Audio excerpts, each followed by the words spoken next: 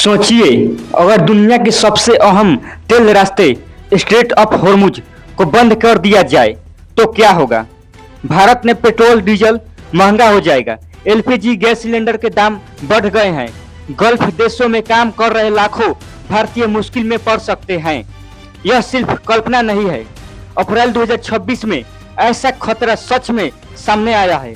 जब America, Israel और Iran के बीच तनाव बढ़ा, तब भारत की विदेश नीति भी बड़ी परीक्षा से गुजर रही है। क्या भारत की अपनी नेचुरली बचा पाएगा?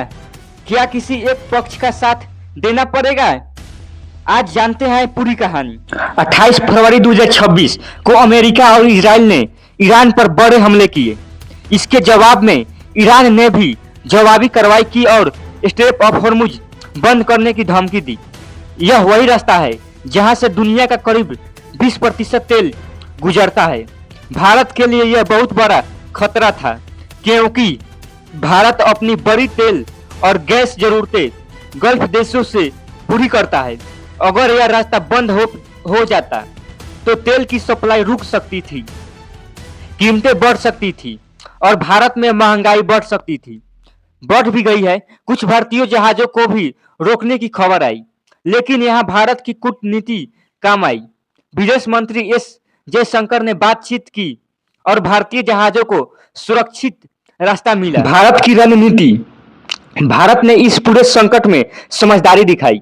भारत ने अमेरिका, इजराइल और ईरान तीनों से शांति और बातचीत की अपील की।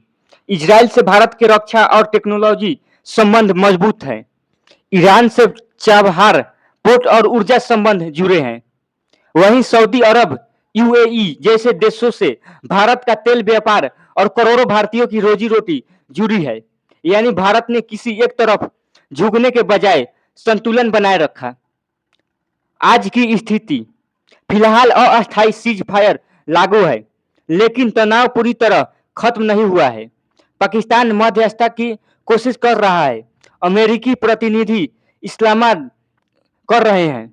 ईरान होर्मुज पर अपने अधिकार की बात कर रहा है।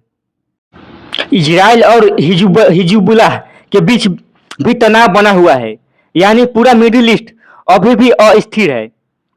ऊर्जा सुरक्षा की भारत पर असर। भारत ने रूस से तेल खरीद बढ़ाई है, लेकिन गल्फ देशों का महत्व अभी भी बहुत बड़ा है। महंगाई। अगर तनाव लंबा चला तो पेट्रोल, डीजल और गैस महंगे हो सकते हैं। इससे भी आगे और आगे की कीमत भी बढ़ सकती है। दोस्तों, यह सिर्फ दूर देशों का युद्ध नहीं है। इसका असर हमारे घर के गैस सिलेंडर, पेट्रोल पंप, महंगाई और नौकरियों तक पहुंच सकता है और पहुंच भी गया है। भारत आज फिर दिखा रहा है कि वह किसी गुलाम नहीं और किसी दुश्मन भी नहीं। भारत सिर्फ अपने राष्ट्रीय हित को सबसे ऊपर रखता है।